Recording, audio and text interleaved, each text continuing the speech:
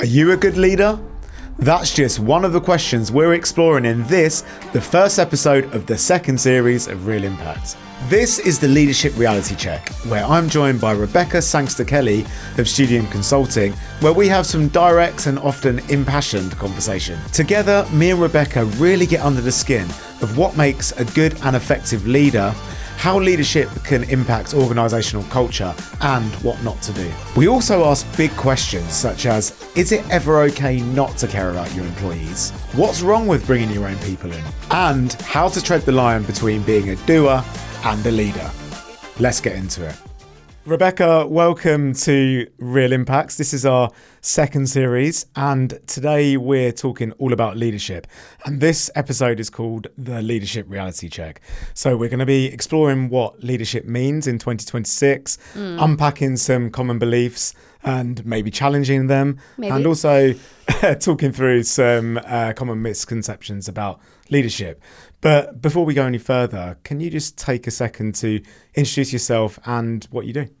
No. That's not what we rehearsed. I know. So I'm Rebecca Sangster-Kelly. I am a communications and stakeholder management coach, and I help people engage and communicate effectively and reach the audience that they think they know and help them understand it better. Okay. So I'm going to kick off with a big question, and there might not be one simple answer, but what makes a good leader? I think a good leader is someone who asks questions and knows who to ask. Okay. Because there's a lot of, as I'm a management consultant for years, and when I've been in the room with people, especially different consultancies, different stuff, I always grade where I think the person is by what kind of questions they ask, or if they ask questions, or if they assume they have to know all the answers. And the transition from someone who is a doer to a leader is realizing you need to figure out who you can trust to make the best decisions. Because when you're the doer, you have a very niche thing that you need to deliver this. You've been really good at delivering. That's why you got promoted. You're being rewarded for your progress, the value you're giving to the company. But there's a transition that happens eventually, or should, where the person realizes they need to bring the best people around them to consult, to assess, to make that decision. And if you think that it comes down to you, you're not using the smorgasbord of opinions and expertise that is around you, which you should be doing as a leader. It's interesting, the point around doer and thinker, listener, leader, because that's exactly what happens. People are really good at their job and they get promoted up into leadership positions. And without calling anyone out, I can think back to through my career history and think of people who are excellent doers and they've ended up in those positions. But I can think of quite a few of those people who remain doers when they're in those leadership positions, which is a challenge. So how do you get out of that cycle? Well, usually when I work with people, sometimes I've recommended the book, What Got You Here Won't Get You There. So the book, I originally bought it because I read about it and I thought, oh, this will help me communicate with my leaders and figure out. And then I read it, I'm like, oh, I do 3 of these things. Like one was, I give too much value. So it's that when I was having a direct report, I would tell them how I did something similar, and apparently that demotivates people.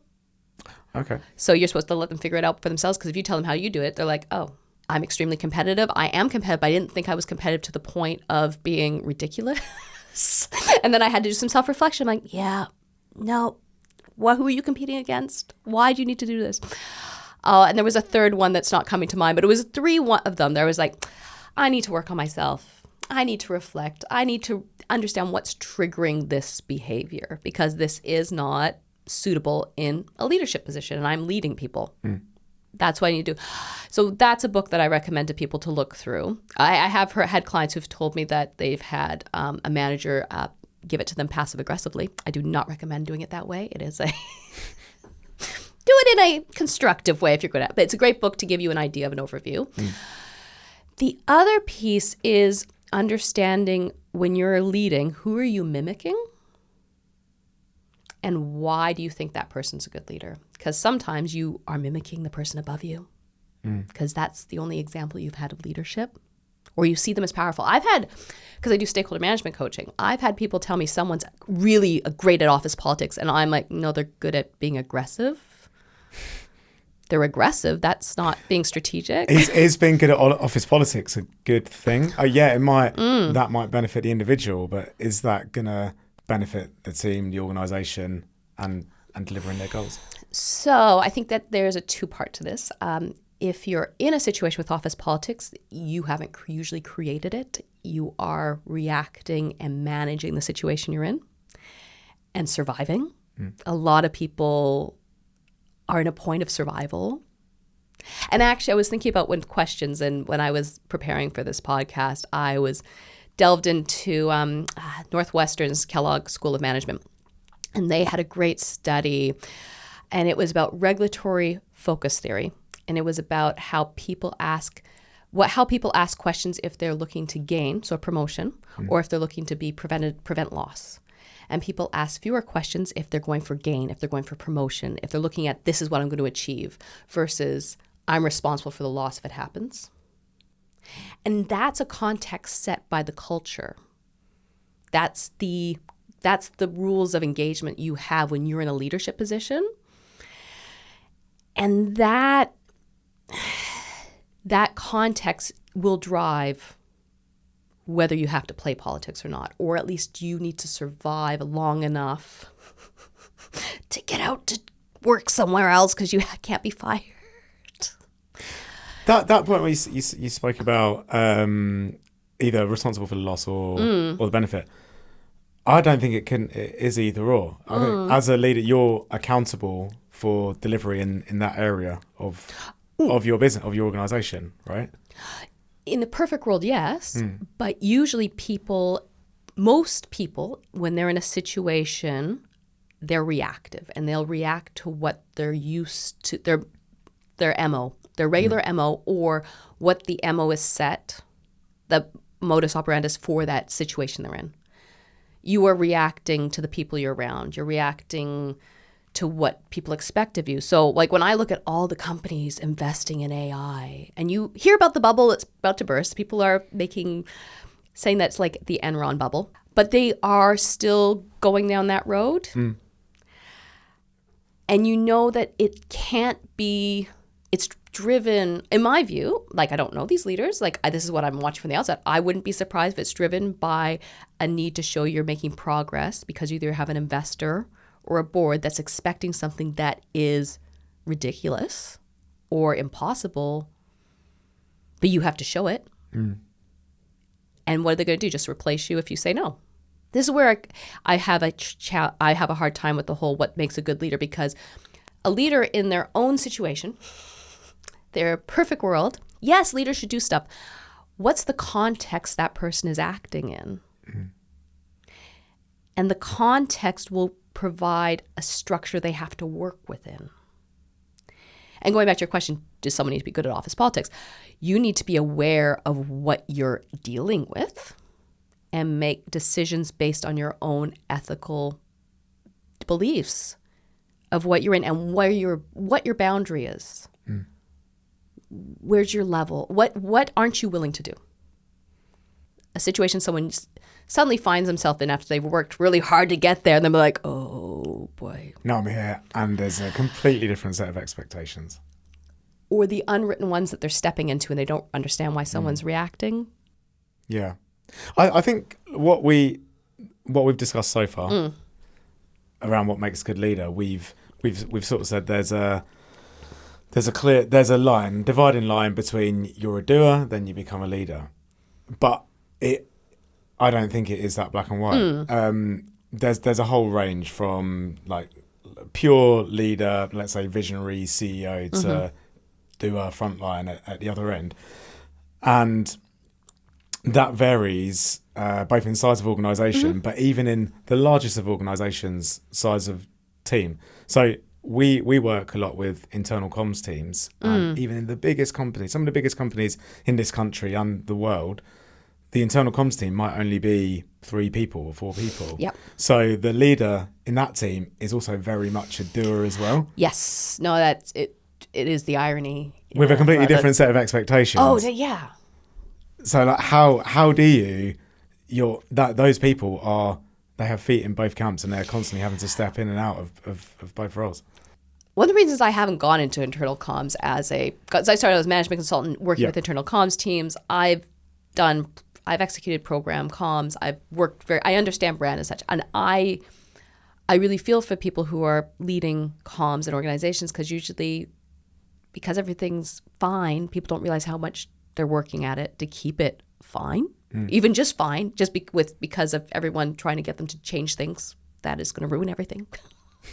It's a thankless job. Like it's a thankless job by leaders for a lot of leaders. There's some leaders who do get it, and when they do, amazing. But it's difficult. It's hard to be strategic and think through things when you are reacting to what your people are demanding of you because they're higher up. Like you have the title of being a leader, but you're not being treated like a leader necessarily by the leadership, which really is demoralizing. Yeah. But the health of the company is based on communication and engagement and landing the message you need the people to absorb and believe. It shouldn't be. It's unfair. Yeah. It's an unfair position for them to be in.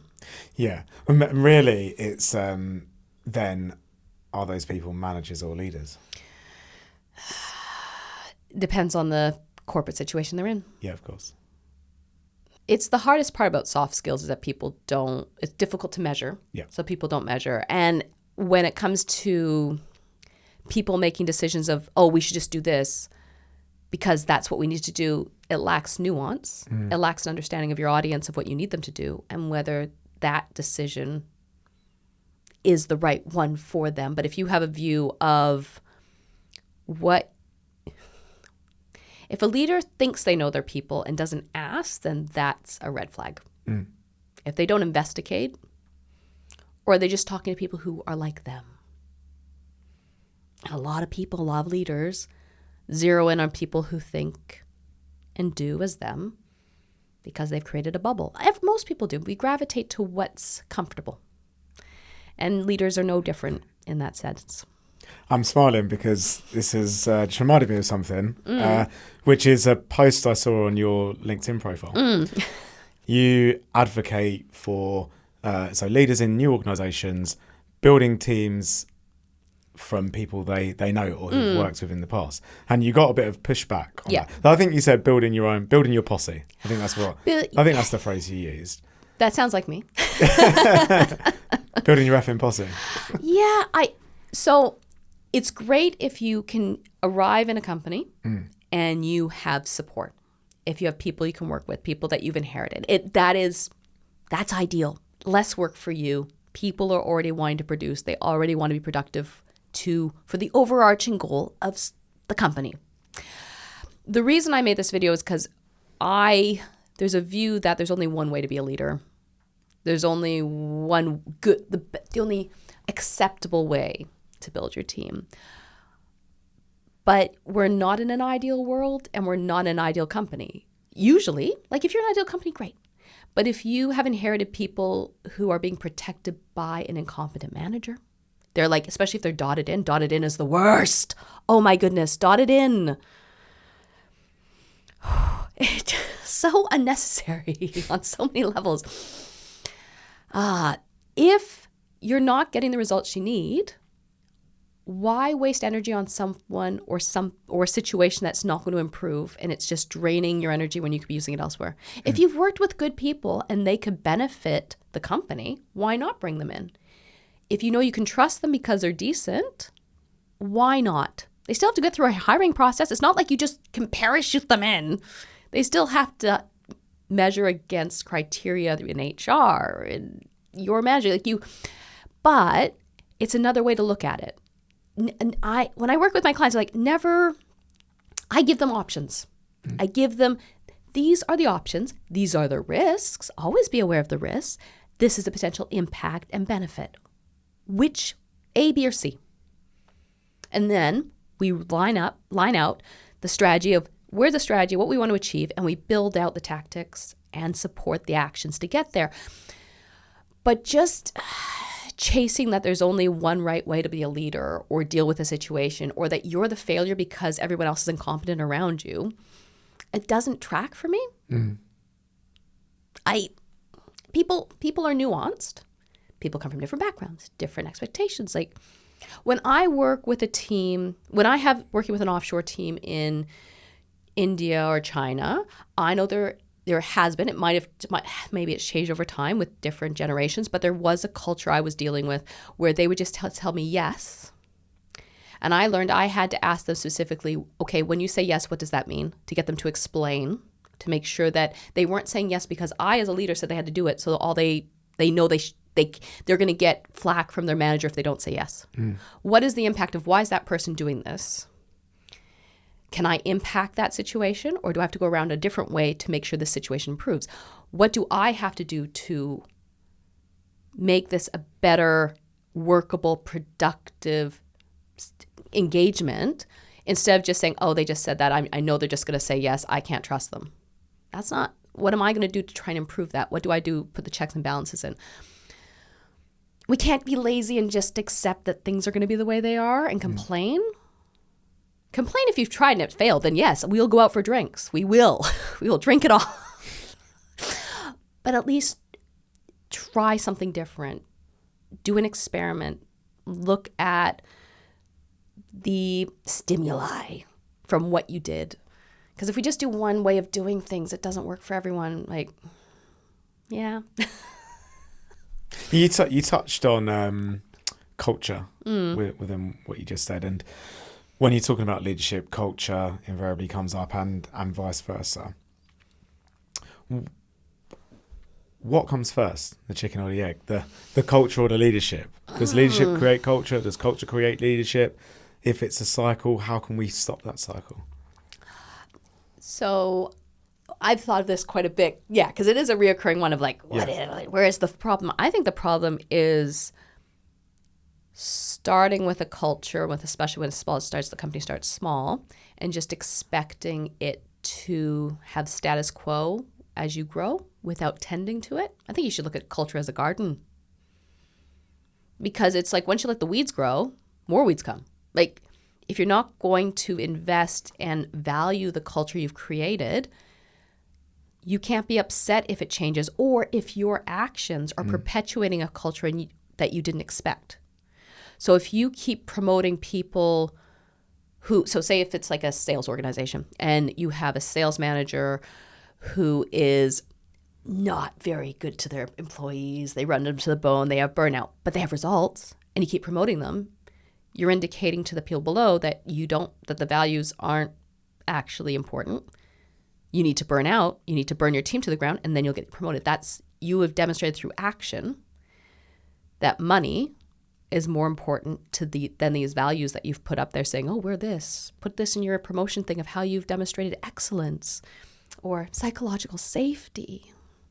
Sorry, I shouldn't. No, psychological safety is essential for a healthy culture, but the amount of times people give it lip service. But yeah, I like the analogy of a garden. If you want a beautiful garden, you can't get upset if you don't tend to it and it goes wild and it grows things you didn't expect. Yeah. People don't miss a good culture until they realize they don't have it or they see it somewhere else. We've established that culture and leadership are intrinsically linked, and it becomes a bit of a virtuous and self-fulfilling cycle, leadership to culture, culture to leadership.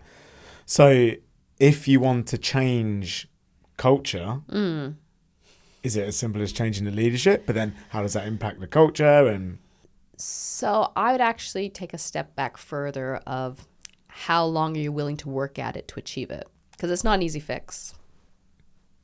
It's a long-term goal. This is going to sound like really random. So everyone, I'm Canadian. That's where the accent's from. So I came here to do my master's in international relations. Came here to study 15 years ago. And my dissertation was, and this is before all the red pill women aren't having enough babies things. It was the impact of the demographic deficit in developed states. And because the idea that women people are focusing on sending their money elsewhere and not having kids or can't have kids or why not? So I looked at different studies of how financial incentive got certain countries, got their populations to blip. But the thing was, the countries weren't doing it long enough to see a genuine impact, because you're looking at 20 to 25 year investment in, no matter which party got in, we want to grow our own people. But that would take a government view on it. Similar with culture, like doing a big cultural shift of where people are how people are working, how people are acting. This is a long-term shift. Anything human behavior is a time-heavy investment to get to where you want to go. So how much do you want a good culture? Or you just want to accept that just not great, but we're willing to put up with it. Like it was a study of onboarding telemarketers. And they looked, instead of telling people, oh, this is a great place to work. Oh my goodness, you'll be so happy. We are all friends here. Oh, everything rosy. Instead of that, they were honest and said, yeah, this job's hard. This is what it's like. This is what you have to deal with. And that cohort of intake had less attrition because they were honest. Because they knew what to expect. If we stop lying to people, accept that you don't care about culture. I'd like to see a company that just says, yeah, we want to make cogs. That's what we're focused on, making cogs. No matter how hard you work, as long as we get this many cogs, this is what we want. What's the output you want? Are you chasing culture because you feel you should? Because you want to attract the right talent? If you want to attract the right talent, fine, but actually create the culture you say you have. I think it's the lying or the misrepresentation that is the worst thing you can do if you want your employees to trust you. Because once they get a niggle that you're not being upfront, that's when you lose them. Once, like, you were actually, the other thing, like when you're saying, like, how do we do culture versus like where do you start if you want to change a culture? The other thing of having a long-term plan is that a lot of companies have so many initiatives that fail that long-term employees usually just, if you were in a place that this usually happens, we're like, oh, we're going to do this. You wait 6 months, see if it's still around. Are you actually going to put effort into it if it's not? And the same thing gets recycled 5 years down the line. Yeah, I've been there. It's the best thing you can do, instead of getting all in a knot about do we have the right culture, just be consistent. Give people knowing what they're going to get. Actually, so I mark persuasion, influence, and business courses for The Economist online, so Economist education. So I get paid a nominal fee to read substandard responses to a framework. Okay, some are great. I love it when I have someone who's using the framework properly. But I had this one hiring manager who was he a hiring? No, he's a manager. But he's trying to get his top performer not to leave, even though he didn't get the promotion he'd been promised. And he'd been burning the midnight oil. And he's like, and he was going through this, how he's going to convince him to stay. And my response to his assessment was, his approach was fine. It wasn't excellent. But I'm like, do you remember what it was like to be him? Do you remember what it's like to be promised things and not get it? Why do you deserve him to believe you now? Because persuasion is about trust. Persuasion is about consistency. You can't expect people. You don't hire stupid people. So why are you expecting that they're stupid? That's the big thing. Like, why do you expect them to just accept when if you were in the same position, you wouldn't accept it? I want leaders to look at the stuff and say, like, if I was a few notches down, would I trust this? And accept the power dynamic. You're not one of the kids anymore. You're not one of the other regular employees. You have surpassed this to a point of responsibility, and you impact people's lives. You impact people's futures. You impact whether their kids can go do the after-school clubs, whether they can pay their mortgage. And this makes me irate because it's like when you so used to working with the numbers and making it work. Why should people trust you if you make decisions based on numbers and you wonder why they're commitment is down. That's my soapbox. Well, the alternative is always just putting some values posters on the wall. I hate those so much. Oh. It's like it's value whitewashing. It makes the leadership feel like they're doing something. I worked at one company and they were given 6 values. It was a small 30-person company. And the CEO told me that they think that their theory was where these came from. Like, where did these come from? They're like, well, I think the owner read it in Flight magazine and brought them back. So we worked to narrow down to 3 that the employees could get behind. We did a workshop. Which of these 6 are actually relevant to drive things? Where do you think that they actually are doing well? And which ones would you like to aspire to? We narrowed it down to 3. And then where else do they live? So they're not just posters on the wall. So they weren't even posters on the wall. We just used them in measuring success. We use them in terms of where people are at and whether that was being shown in behavior. Any more than 3, the rule of 3 is always like people can remember 3. I think they've I love vision and values, but not just for the sake of, to your point, words on a page, but if they're deep rooted in recognition schemes and performance management and recruitment, then they have a place. Then they feed into culture, in my experience. If they're done purposely, and if you're giving promotions to people who are doing the exact opposite, don't expect people to trust them. Or don't expect to achieve the culture that you want to achieve. Yeah. And so on the subjects of culture, so I read something about the Olympics, not the Winter Olympics, the Olympics. So London 2012, if you cast your mind back for yes, I was in this country for it. I was. You was? I was, yes. So London 2012 was the first Olympic Games that had 0 fatalities in the preparations for the games, which shocked me when I read that. But the paper was asking the question, why was this? So a study was conducted and it found that this was all linked to or there was a link to the culture of the organisation. They had a culture of trust, of openness, open communication. So I think, to me, when I read this, I was like, brilliant. That is a real tangible example of leadership and culture done well to achieve a tangible, positive outcome. Also, I'd say it's a great example of people not using open culture as passive-aggressive license to be a really awful person. Yeah. It's like they said I should be open. That reminds me of a study that was done with hospitals. I believe it was a study in the States. And they were looking at hospitals that had a higher reported rate of incidents or mistakes, had better patient outcomes because they were open to learning from the mistakes and catching and saying, hey, this happened, and not hiding it. Whereas ones where they had 0 or very little, they had higher rate of fatalities. It was a more dangerous place for the patients to be because the doctors, nurses, medical staff were more concerned about covering their own ass than the patient's outcomes because of the culture of the hospital, the culture that they weren't allowed to show weakness.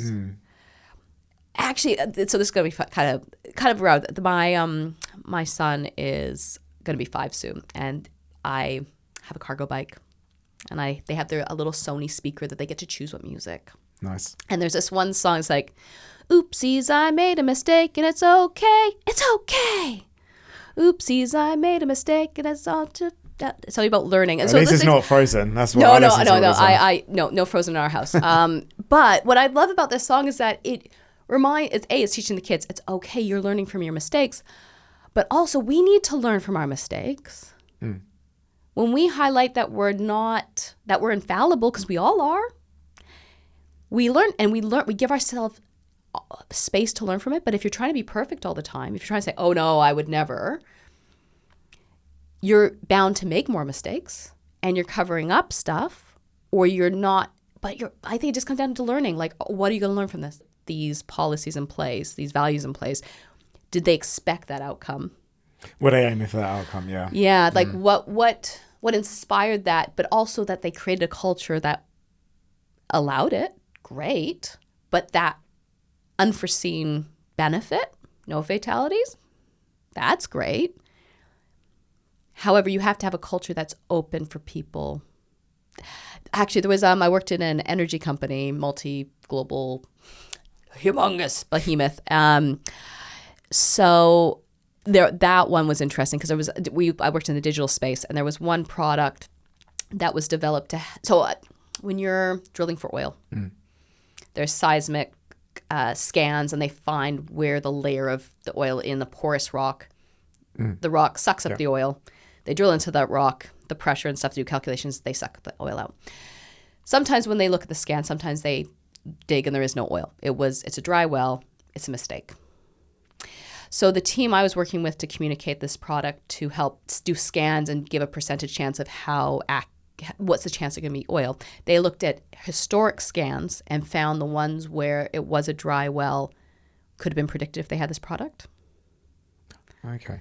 But they weren't allowed to use that in the comms because it would embarrass people, even though it was years ago. Some of those leaders were still around. They were not allowed to use that because it would have shown that they made a mistake. So this company, the energy company, like you said, is huge, and there presumably is many layers from the highest level of leadership down to the front line and coalface. So that's interesting in itself, and what leadership comms culture looks like there.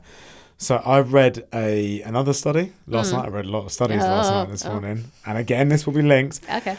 But in these such organisations, typically.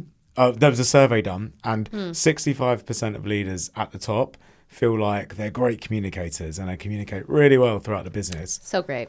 However, down on the front line at the coalface in the study, only 35% of the people studied felt listened to. Difference, right? Broadcasting, listened to, understood. What can you relate to those stats in your experience? Yeah.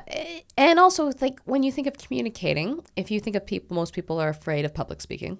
And they've done a course, they've been coached, and now they can speak in front of people without being nervous. Yeah, that's a success. For their goal of what does communicating look like, communicating means looking statesman-like, like having pictures on LinkedIn, being invited to conferences. Like, what are you communicating and why? Why are you communicating? Are you doing it for self-promotion? Or do you want to hear what people want to say? And if you're going to hear what people want to say, are you ready of how you're going to respond? Because are you open? Are you open? Like, to a response? And it is like in PR, there's broadcasting. One way. There's very little until social media.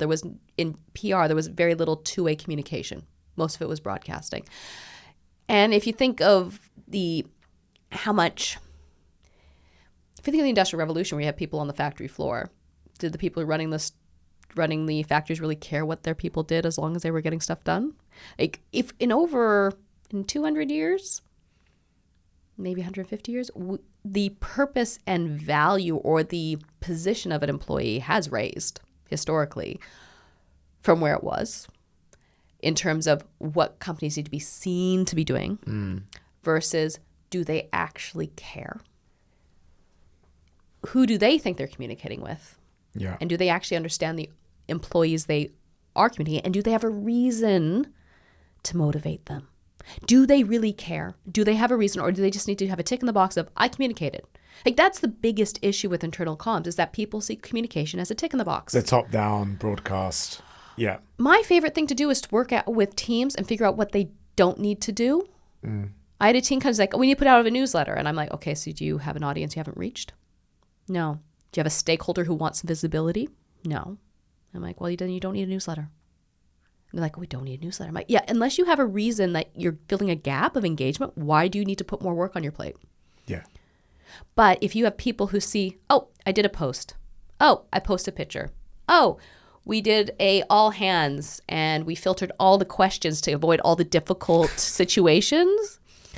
Like, I go back to, like, Simon Sinek, he's made a lot of money off the Start With Why, and it's still relevant. Why are you communicating? And be honest with yourself if you don't care about your employees. Maybe that's my most controversial thing. Do you actually care? And if you don't, live with it. Accept it. And it probably will be the most freeing thing a leader has by realizing they don't care about their employees. And I feel like... But the results there versus a leader who does care will be night and day. So it's just made me think about. So I used to work for Sainsbury's in a previous life, and prior to me joining Sainsbury's, just when I joined, actually, the CEO was a guy called Justin King, and he is like hailed with turning Sainsbury's around, because prior to his tenure, it wasn't in a great place, and I think that his whole strapline was about making Sainsbury's great again. But he was a fantastic leader of that organisation, and he put frontline colleagues in the shops front and centre of everything, all of his strategies and plans and of his day-to-day existence. And rather than him sending out newsletters or doing whatever, he made a massive point of going out into the shops, being on the ground, speaking to employees, and he encouraged everyone in the head office to do the same. So we used to have Friday as our store working day. So everyone, all the leaders from Holborn, which was where the office would go out and spend time with people in the stores. But Justin was a celebrity. He was an absolute hero because he listened to people, and he did that. And he went so far as setting up a suggestion scheme for store colleagues called Tell Justin. And there was a whole team dedicated to responding to suggestions and implementing them. And they still spoke. Well, I was there for like 10 years post his tenure, and it was still spoken about. He was still spoken about then and his impact. So. No, it has to be a conscious decision to invest time and effort in the front line. And once you build that trust, it's really hard to destroy it, because you become, people then have a relationship with you of who they think you are, but also they feel heard. Companies would save so much money if they just told their employees they did a great job. Because most people want to know that their work was relevant, that it was appreciated. If you show appreciation, so as much as I said, like, leaders, just admit that you don't care about your employees. On the flip side, when you do care, it makes a big difference. But you have to be consistent with it. You can't just do a one-off, oh, I did. It is a lifestyle choice to care about your employees. It is a purpose-driven investment. But you have to have the right drivers to keep it up, because once there's a break in the mask, and I've worked with CEOs who had a great mask, and it would slightly break my, okay, yeah, I know who you really are, but really great at acting like you did care. And I was like, hey, you know what you're supposed to be doing. Okay, so we've covered a lot, Rebecca, and the final sort of topic area I want to delve into before we wrap things up is the context of leadership in 2026. So in 2026, we have AI, obviously boring. Everyone's talking about AI, but home working, and remote working. A lot of offices now here in London are empty most of the week because people are working at home. So what does leadership look like in this context today? So I think leadership in terms of this is that outside of what people expect, what does your team need? Like putting just saying, oh, everyone needs to do this or everyone needs to do that. Like, you're not thinking critically, and it's lazy just to say, oh, you need to be back in the office. Is it impacting the economy in central London with stuff? Yes. Do things pivot? They should. Are there ebbs and flows of what you should be? Like, if the success of the city comes down to people need to go back to the office, how fragile is your economy? What changes in terms of leading teams? What changes being remote versus being in person? Because in person, there's all the softer touch points you have with people just around as a leader around the office. You might have a informal coffee chat with someone or in the lift, and there's an opportunity there to build rapport and listen and two-way conversations. How do you replicate that building of trust, and to the previous point, two-way communication in a remote environment? I'd like to see some better views of how to use technology, but also figure out what your team wants. Ask them how you want to communicate. Don't assume, but also it's the trust factor. And also, how do you measure productivity? But you need to know your team. You need to know your company. When I'm on to have client projects and I go on, I plan which days to go on. I know who's going to be in the office, who I need to talk with. I love my spontaneous conversations. I know what I need to get done, but I've purposely planned what I need to get done that day. Is it harder to chase people sometimes virtually? Yes, but it's a different kind of approach. I think it's just going to come down to learning, being open to doing stuff differently, but embracing it without looking at it as, oh, when we get back to the office, it'll be fine. Rebecca, I think this is the perfect point to end the conversation. Thank you so much for your time and being open. I think we covered some really interesting and insightful points. And I look forward to speaking to you again soon, hopefully. Me too. Thank you for having me. You're welcome.